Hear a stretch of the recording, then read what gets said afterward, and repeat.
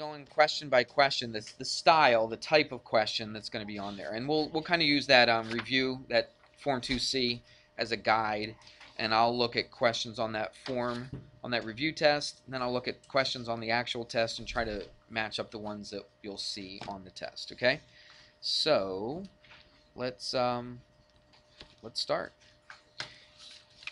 You'll see two problems where it says find the geometric mean of two numbers. Okay, you might want to jot this down. You will see two problems, number 1 and 2, where it says find the geometric mean. So it'll say find the geometric mean, find, I'll just put GM, is that right? The geometric mean between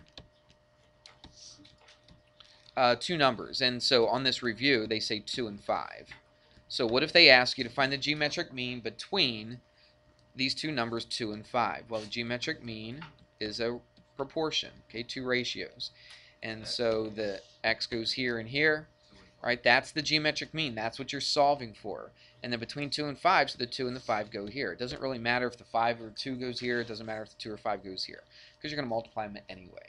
All right, then you just cross multiply. So x squared equals 2 times 5, which is 10. Take the square root of both sides. And so x is the square root of 10, and you just leave it like that. And that's all you do. Just leave it like that. Don't even put it into a calculator. Just stop right there. You're done. And then you go on to the next problem. All right? All right, now you have a set of problems that look like, they look like number 3, except you're actually solving for 3 things, x, y, and z. On number 3, you're only solving for x. But let's rewrite number 3, and we'll solve for all 3 missing parts. All right. So this looks like numbers 3, 4, and 5 on the test.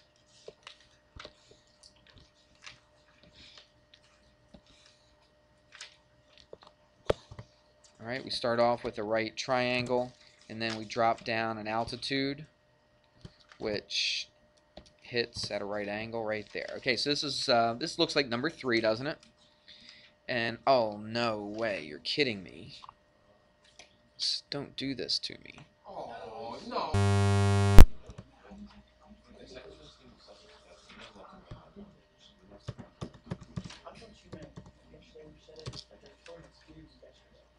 All right, let's see. Yep, we're still recording. How about that? So you get to listen to all of that. Just fast forward. Just fast forward that part. All right, guys, let's settle down, please. Okay, enough. Right, it's been recording the whole time. So let's do this. Let's find x, y, and z.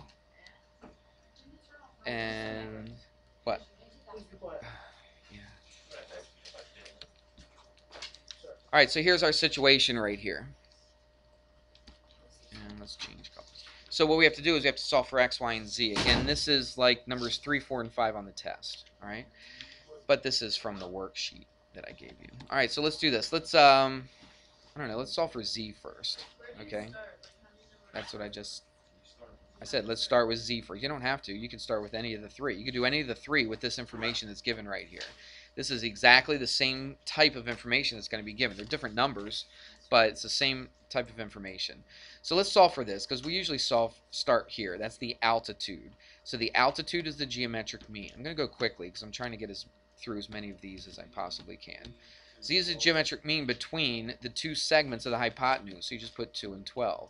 You cross multiply. That's a 12. So you cross multiply, and z squared is 2 times 12, which is 24. Take the square root, so z is just the square root of 24. Just leave it like that, okay? That actually does simplify, but I'm not going to make you simplify that radical, that square root. Just leave it like that, all right? So now we have to, let's solve for one of these over here. So let's solve for x this time. Tell you what, let's do this in a different color. Alright, so let's solve now for x. So x is a geometric mean. Between what and what? Not between 2 and 12, because that's z. Between the whole thing, what's the whole thing? 14. And the segment that's next to the x, which is 2.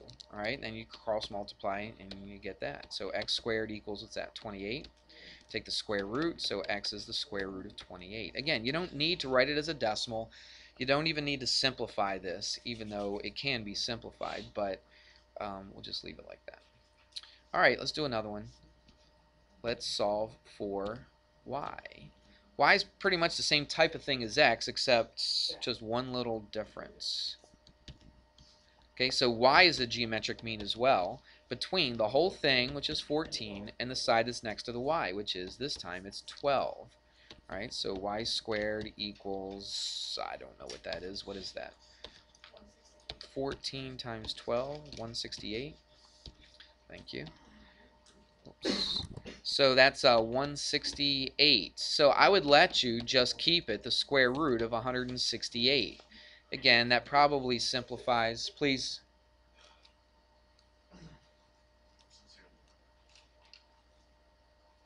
If you guys don't care about the review, you can just find a study hall or something to go to. All right.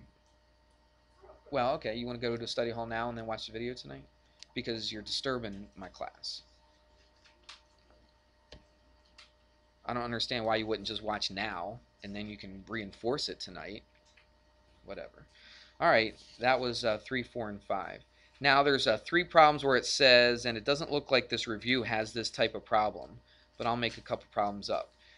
Well, one problem. It says determine if the 3 sides can be a triangle, and if it can, what kind of triangle can it be? All right, so if I have, let's just make up some numbers. Let's say 5, 7, and let's say like 14. Okay, first of all, determine if those 3 sides can be a triangle. Can they be a triangle? What's the little test? You take the 2 smaller ones. It's not always the first 2, okay? I mean, it just happens to be in the worksheets and the homework that we've been given. It always goes in order. But it's, you take the 2 smaller ones, and it has to be what? Bigger than the 3rd side. Is 5 and 7 bigger than 14? No, it's not. So this can't even be a triangle to begin with, all right? So we can't say that it's acute, right, or obtuse. So this, you would say what? No triangle. Let's try another one. Let's try 3, 7, and 9. Can you get a triangle with those 3 sides? Yeah, absolutely, because if I take that, that's 10. 10 is bigger than 9, so I can make a triangle. So it is a triangle. So it says, if it's a triangle, tell me what type of triangle can it be? Can it be a right, acute, or obtuse? Now, how do we do that? What we do is we take, I'll put this in order. We'll call this A, B, and C. All right, C being the largest one, A and B being the 2 smaller ones. All right. So how do I determine what type of triangle it is? I take C squared and I compare it to A squared plus B squared. If it's equal, then what kind of a triangle is it? Right. It's a right triangle. What if C squared was less than this? What kind of a triangle is it? It's acute. What if C squared was greater than A squared plus B squared? Then it would be obtuse. So that's what we're trying to do here. All right? You take the largest one and you put that by itself. A lot of people put the smallest one or the first one as the C. It's not. It's always the largest one. So let's put the numbers in. C. What is the C up here? It's 9. So we take 9 squared. What's the A and the B? 3 and 7. So I take 3 squared plus 7 squared. Well, what's 9 squared? It's 81. 3 squared is 9 plus 7 squared is what? 49. And what is that? That's 58. What's 81 compared to 58? It's greater, isn't it? So C squared is greater than A squared plus B squared. So what kind of a triangle is this? It's obtuse. If it's greater than, it's obtuse. If C squared was less than, it would be acute. And if C squared was equal to, it would be a right. Okay, you have 3 problems on the test like that. 6, 7, and 8. If you want to jot the numbers down, I'm not doing that here, but you have 3 problems that look like that. All right? Let's move on. Let's do a little Pythagorean theorem. So which one of these problems has Pythagorean theorem in it? Nothing has a straight up Pythagorean theorem problem, so let's just make one up. Is that all right? So let's do just a straight up right triangle with no bells and whistles to it, because that's what this worksheet has. This worksheet makes you think a little bit more than I actually make you think on the test. Okay, the stuff on the test is just straightforward, pretty simple stuff. So let's say let me see what they do. I don't know. Let's say this is 15 and this is, I don't know, 19. We'll just do weird numbers. And then you have to solve for that right there.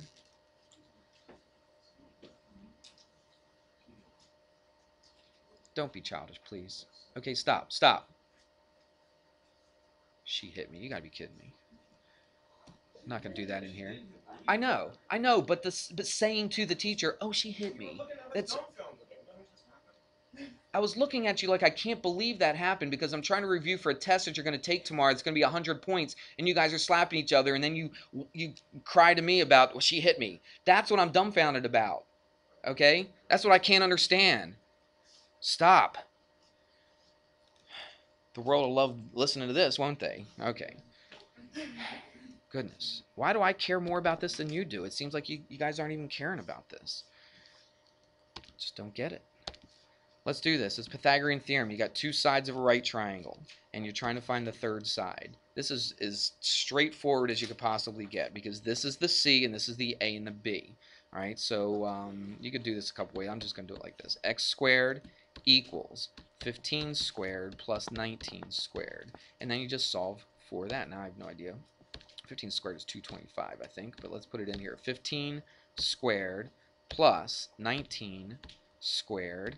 Okay, and that equals that number right there. And then let's just take the square root of it. On this one, you can use a decimal. It's perfectly fine. Or you can just keep it the square root of 586 if you wanted to. If you just wanted to write the square root of 586, I'd be okay with that, to tell you the truth. Or if you really want a decimal, let's see if it says... No, it says to write it as a decimal. So actually, I would not be okay with the square root of 586 because it says round it to the nearest tenth. All right, so what do we do with that 586? Take the what? Square root of that answer, and then you get 24 point what to the nearest tenth. What's it going to be? 2, right? Because that 0 does not round the 2 up, so it's 24.2. So x, I'll put approximately 24.2, and that's what you could put equals. I won't care, but that's how you would do that. All right. They give you another type where let's just stick with the same picture right here, where they don't ask you to find the hypotenuse. They actually give you the hypotenuse. Let's make something up. Say let's 7. Let's say that's 17, and let's say that's x. Okay? So let's figure out what x is equal to. Now, a lot of you guys, I've seen this, okay, either in this class or the other class. Some of you guys are just taking the two numbers, you're squaring them and adding them up, thinking that this is your A and your B. But what is the hypotenuse? The hypotenuse is always the what? It's always the C. All right, so you got to have that one by itself. Some of you guys are going 7 squared plus 17 squared equals x squared. You can't do that. The number that's by itself has got to be the hypotenuse. So it's, let's just do it like this. Let's say 7 squared plus what? X squared. So you square the two legs and add the two legs together, and that equals the hypotenuse squared. All right, now you have to do a little math with this. You have to get rid of this 7 squared. So you subtract a 7 squared from this side, and you subtract a 7 squared from this side. And then you'll take the square root. So let's put that into a calculator. So it's 17 squared minus 7 squared. All right, that equals that number right there. Take the square root of it. So you take the square root of that answer, and you get, and if it says round it to the nearest tenth, what are we going to round this to? 15.5, because that 9 rounds that 4 up, so it's 15.5. So x is 15.5. Does that make sense that this is 15.5? Absolutely, because the hypotenuse has to be the largest side, doesn't it? All right, and yeah, it absolutely makes sense that that could be 15.5. It looks like a weird 5, but it's 15.5. All right, so that is 9 and 10. It says to round it to a nearest decimal place. Now the next ones are that special triangles, 45, 45, 30, 60, 90 triangles. Okay, so let's do one of those. And this time it says write an exact answer, no decimal approximations. And in fact, I even say that on the, let me see it. This is how I say it. I say find x, and it says all answers should be exact and simplified, no decimals. I can't be any more plain than that. All right, so if you put it into a calculator, or even if you do the math right, and you put it into the calculator and you give me a decimal, I'm going to mark it wrong because it says no decimals. All right, you've got to read the instructions. I mean, it's bold and it's underlined. All right, so you can't get any more plain than that. So let's say this is a 45, 45, 90 triangle. Let's solve for this, and let's say this is like 8. All right, and you have to solve for x. This problem should be so quick. You just look at it, write down an answer, go to the next problem. That's how easy this problem should be. What's the relationship on a 45, 45, 90 triangle? The hypotenuse is the square root of 2 times one of the legs. Well, the leg is 8, so what's the hypotenuse? It's just 8 what? Square root of 2. This is the only acceptable answer that I will take. All right, that's it. No decimals, no nothing else. That's it. That's the only answer I'll accept right there. Okay, you've got to know those relationships. I'm not going to write them down now. You can go back and you can study those because I'm trying to get through this whole test. All right, let's do a 30, 60, 90. Let's go yellow here. So let's go 30, 60, 90. Here's a right triangle right here.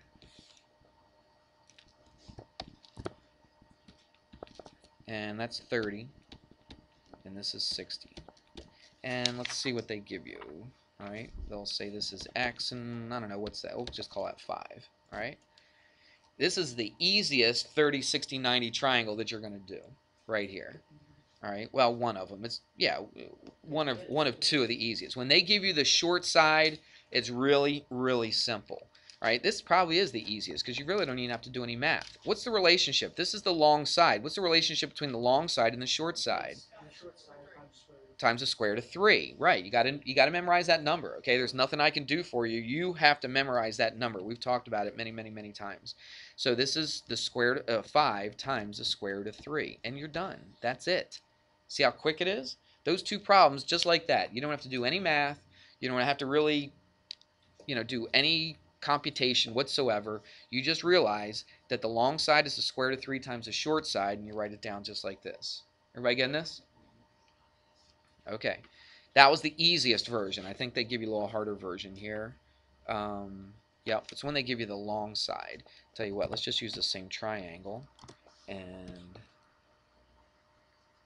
you want to find the hypotenuse. Okay, so let's say they give you, let me see how they do this. Yeah, let's just make up a number. Give me a good number, 13. How's that? All right, so let's say this is 13, and you have to find the hypotenuse. Well, the relationship between the hypotenuse, there's no direct relationship between the hypotenuse and the long side. It's between the hypotenuse and the short side. So guess what I'm going to have to find here? The short side. So if I know this, how do I do it, Lonnie? Say it.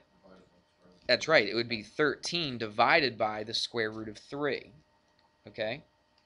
Now, let's simplify that, though, because these problems, there's how many of them? There's 3 of them. And it says that the answers need to be exact, which means stay in a square root. They need to be simplified. Is this simplified right here? No, because the square root's in the denominator, and it says no decimals, all right? So we have to simplify this. We've done this at least a couple dozen times, all right? So what do we have? 13 divided by the square root of 3. How do we get rid of that square root of 3? Yep, multiply it top and bottom by the square root of 3. Look what you get. You get what? 13 square root of 3 over what? 3. So that's the short side. It's not what we're finding. Okay, we need to find the hypotenuse. What's the relationship between the hypotenuse and the short side, though? Let's double it, okay? So how in the world do we double something that looks as crazy as that? It's really not that hard. What are you multiplying by 2 here? Just the 13, okay? 2 times 13, what is that? It's 26. 26 what? Square root of 3 over 3. Does 3 divide into 26? No, it doesn't. All right, so that's my answer. That's what x is equal to right there. So that's the hardest one, okay? The other 2 are pretty easy. You didn't really have to do any figuring at all. You just had to memorize this. This is the hardest, the hardest one out of all the special right triangles. But we just did it for you. Hopefully you took notes on it. I'm looking at you, only about half of you are taking notes on it, but it's your grade, I guess. All right, here's one. We're starting to get into some trig now, but this part, it's a lot easier than what you may think. and I'm showing you exactly what I want here. So, I don't know, let's just say that's 3, let's say that's 7, and nah, let's go 3, let's just make it 3, 4, 5, make it easy, okay? So let's say that's 3, that's 4, that's 5, and they're going to ask you a question. They're going to say, here's angle A, here's angle B, and here's angle C, all right?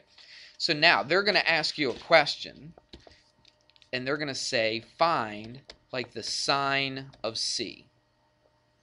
Okay, it doesn't say to actually solve for angle C. It just says find the sine of angle C.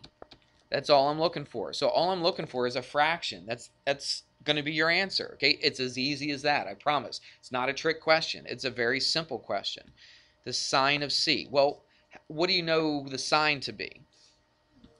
It's so, ka, toa, right? So what's the sine? It's opposite over hypotenuse. So which one is opposite angle C? It's 3. Which one is the hypotenuse? 5. That's your answer. That's all they're asking. So if they say find the sine of an angle, okay, that's all they're asking you to do. What if they asked you to find like the tangent of angle A? Look up here. Tangent is opposite over adjacent. Here's angle A up here. So what do? You just put the opposite and the adjacent right here, and you're done. What's the opposite of angle A? 4. What's the adjacent to angle A? It's 3. That's your answer. That's it. It's as simple as that. So there's a lot of problems on here that are just really, really quick if you know what you're doing. All right, so there shouldn't be any problem finishing this test in the amount of time that I give you if you know what you're doing. If you sit there and at the end, like, I need more time, well, that just says that you really don't know what you're doing, because there's so many problems on here that are really quick and easy. All right. Now, you got the next 4 problems, actually. Nope, the next 2 problems, you're doing the trig stuff, sine, cosine, and tangent. Then you have 2 problems that are the law of sines and law of cosines. All right. So let's do the regular trig stuff. Okay, and I'm just making numbers up, okay? I mean, these problems look just like the one on the test. The numbers are different. So don't just sit there and memorize all these answers, because they're not going to be the same numbers, I promise you. All right? So let's say this is like 23 degrees. Let's say that's 5, and we want to solve for that. We can't do one of those special triangles. We can't do the square root of 3 or the square root of 2, can we? Because this is not a 30, 60, 90. It's not a 45, 45, 90. So we have to use a trig function. So let's figure out which trig function are we going to use. We're using this angle right here. So look at these 2 sides. What is this side to 23? It's opposite. So we always mark it, don't we? Makes it easy to remember. What's this one? Adjacent. Good. So what one is opposite and adjacent? SOHCAHTOA. I'm not going to write it down anymore. It's the tangent, right? So we're going to use the tangent. The tangent of this angle right here is equal to the opposite. What is the opposite? It's x. What is the adjacent? It's 5. This is one of the easiest trig functions you're going to do, because x is already on top. So how do I get rid of that 5? Multiply both sides by 5. Just stick it right out in front. Put that into your calculator. Now you think, oh, you're free and clear now that all you have to do is use a calculator. But some of you guys are struggling putting it into the calculator correctly. So you've got to make sure you know how to do that. You know, I talked to many times on the old lessons. We'll just do it right here. On this calculator, you go 5 tangent of 23. So if you have a calculator like this, it's kind of a little easier. What if you had that little scientific calculator? What would you do? You'd hit 5 what? Times 23 tangent equals. You hear what I just said? All right, 5 times 23 tangent equals, you'll get the same exact answer. All right, and they say to round it to the nearest, they say the sides to the nearest tenth, the angle to the nearest degree. So we're finding a side, so what are we rounding it to? To the tenth. So what's that going to be? 2.1. So x is just 2.1. That's all there is to it. Pretty simple, isn't it? Let's do another one. Guess what we're going to try to solve for this time, though? Find an angle. Okay, we found a side before. Now we're going to find an angle, because I always mix it up a little bit. So this time we're going to find an angle. So let's find, we'll call this A, B, Actually, let's just do this. Let's just call it angle X. I think that's probably what they're going to do. Let me see. Yep, that's what they do. So we'll call this X degrees. And they give you, let's see, number here and here. So let's just make something up. Let's say that's 2. Let's say that's 7. All right? So here's the situation. You're trying to solve for this angle. You've got these two sides right here. What are your, what is this side? What is this 2? It's opposite. And what's this side? It's hypotenuse. Which trig function uses opposite and hypotenuse? It's the sine. So, right? S-O-H. So it's the sine. So it's the sine of what? The angle we don't know. What do we call it? X. So the sine of this angle is equal to what over what? 2 over 7. And we will. You're right. Okay, this is the one where we do the inverse. Okay, when you're finding a side, you're not doing the inverse. When you're finding an angle, that's when you're doing the inverse. Everybody with me on that? Okay, so this is where we do the inverse. I have to get rid of the sine. So how do I get, if I get rid of it here, what do I have to do? Take the inverse of the sine of this as well. Make sure you know how to set this thing up. Now, how do you do this on the calculator? Well, first thing, if it's this calculator, you would hit second function sine. See, that's the inverse, just like we wrote it right here. And then what do you put in there? 2 divided by 7. Then you hit equals. It says take the degree. It says if it's an angle, round it to the nearest degree. What does that mean? Do we put a decimal? No, it would be 17. You look here. This is the nearest degree. See, that 6 rounds the 6 to a 7, so it would be 17 degrees. All right? So I'm going to be picky on this because it specifically says in the instructions to take the sides, round it to the nearest tenth, which we did right here, and the angle, round it to the nearest degree, which we did right here. How do you do this on one of your little scientific calculators, the TI-30XA? And hit equals. Right, you got to hit equals, get that fraction. 2 divided by 7, hit equals, you'll get a decimal. Then you hit second function sine and you're done. Don't hit 2 divided by 7, then inverse sine, because what it's doing, it's taking 2 divided by the inverse sine of 7, and that's not what you're trying to do. You're trying to do 2 sevenths, right? Get an answer for it, hit equals, then you hit second function sine. You should get that same exact number, all right? Make sure that you know how to do that on your calculator. How many times have I said that in this chapter? Probably a bunch, all right?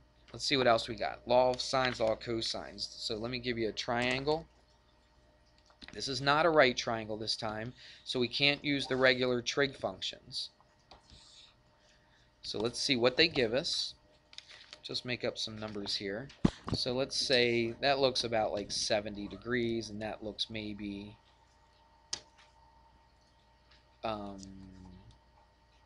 80 degrees, we'll say. Yeah, that's probably pretty close. All right, so let's say we had something like that, and they give you this. Let's say this is, I don't know, 10, and we're going to solve for that. All right, here's the deal. Can we use SOHCAHTOA with this? Can we use sine, cosine, tangent? No, we can't, because this is not a right triangle, because that's 150, right, and that's 30, so that's not a right triangle. So we have to look at it. What did they give us here? They gave us angle, angle, side. Now we don't, yeah. Which one? Yeah, we had angle, angle, side, right? Which one uses angle, angle, side? The law of what? Sines, okay? And I went through this the other day when we taught this on, you know, the different ways where we use the law of sines, then when we use the law of cosines. You can look that up yourself. But if you have two angles and a non-included side, then it's law of sines. So let's figure out what we're trying to solve for. We're trying to solve for this. So if I'm trying to solve for x, I'm going to put that on the top for the law of sines. You don't have to. I just think it's a lot easier. So if I put the x on the top, what do I put on the bottom below x? Sine of 70. Good.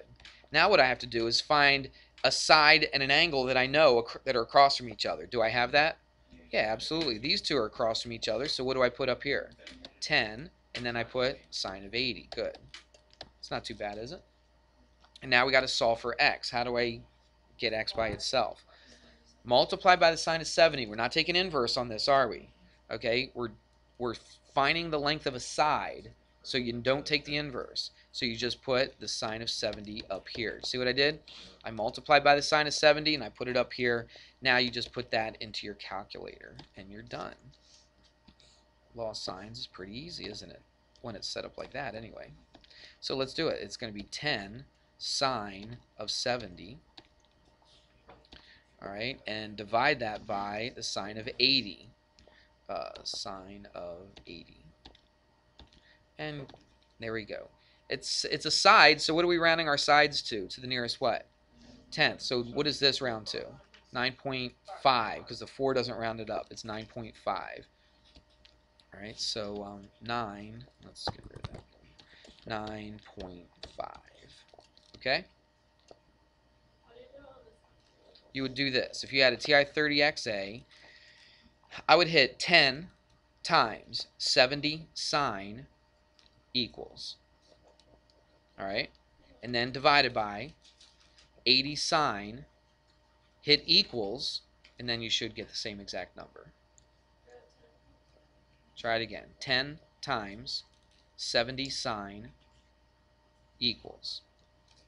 Divided by 80 sine equals. Did you get it this time? Still getting the same thing? Did I do it wrong? I might have done it wrong. 10 sine of 70 divided by the sine of 80. I don't know. You must be doing something wrong. Did like 5 times. Did you do it on one of those? And you did exactly what I said? Well, I mean, if you're hitting everything I'm hitting, you should get... Are you in degrees? Does the calculator say DEG? It's right. Try it one more time. Hit exactly. Don't hit anything else. Just hit exactly what I say. Is it cleared? Okay, hit 10.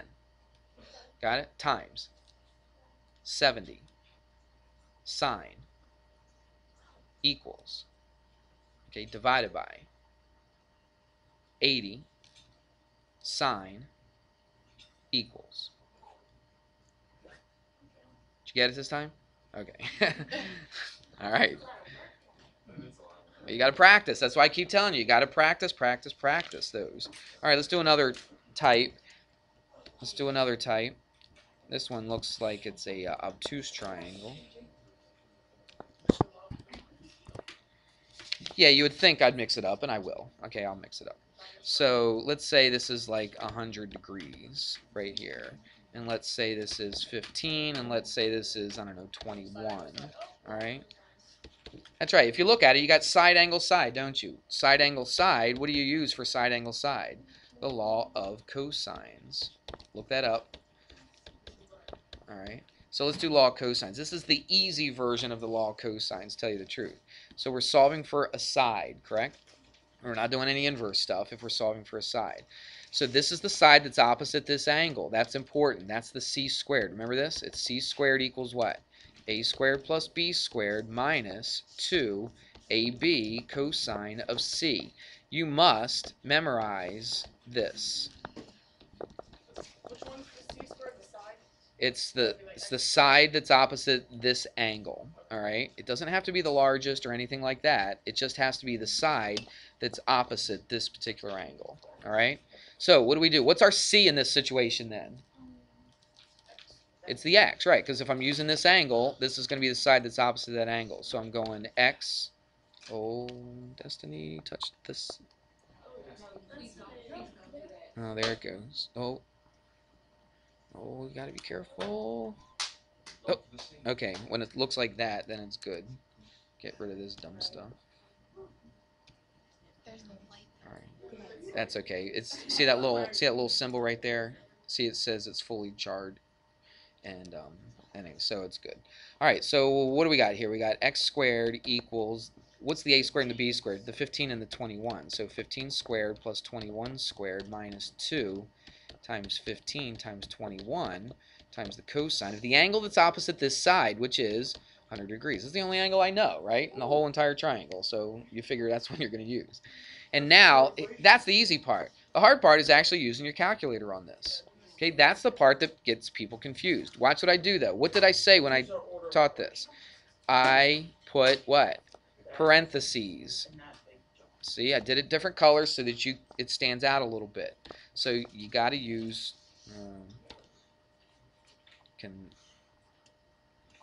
Shoot. Let's just do this. Let's scooch this down. There's only, well, there's one law of sines and one law of cosines. There we go. Now I can see everything. All right, so how do we do this? Everybody, you got to practice it. So what I'm going to do is this. 15 squared squared plus 21 squared, okay, minus. Now I'm going to put a parentheses right there. That's that blue parentheses. You're going to do the same exact thing. If you're using a 30xa, so far you've done exactly what I've done. All right, and then now when you put that parentheses, your screen cleared, didn't it? It went to 0. Would you agree? Anybody doing this along with me? All right. So on this one, you go 2 times 15 times 21. And so far, if you're using TI-30XA, you're doing the same exact thing. But here's where it differs a little bit. What do I hit? I hit cosine of 100, right? What do you hit? You hit times 100 cosine, and then you put the right parentheses. And then you hit equals, and you should get that number right there. Okay, but that's not your answer, though. Okay, the length of that side's not 775 when the other two sides were 15 and 21. Would you agree? All right, so what do you have to do with that? Square root it, right. Take the square root of that answer right there. And you should get that. And now it is a side. They say round it to the nearest, what? 10th. So it's 27.8. 27.8. You have to practice it, okay? Practice, practice, practice. We got one more. There's one more type of problem, and this is a word problem. Okay, a flagpole problem. Watch this. Don't pack up. Why are we packing up? We still got like 2 minutes left. It's going to look like this. It says, I'll just read it to you. I'll put a different number in, though. It says, there's a flagpole in front of the school. It says, if Jen walks 70 feet away from the tower, okay, so here's the tower right here, okay, the flagpole. She walks 70 feet away from it, which means she's going this way, right? 70 feet. It says she measures the angle of, I'll show you how to do this in a second. The angle of elevation. I know we haven't talked about this, but let me just show you real quick. It's really easy. So what do? I make a right triangle. This is the flagpole. This is how far she walked. Watch. It gives you an angle of elevation, say like 20 degrees. You put that right there. Okay, and it says this is 70. How tall is the flagpole? It's as easy as that. Now, what do you use? Opposite, adjacent, you use what? The tangent. So the tangent of 20 is equal to x over 70. Multiply both sides by 70, put that in your calculator, and then you have the height of the flagpole. All right, it's pretty simple. All right, that's it. Test tomorrow.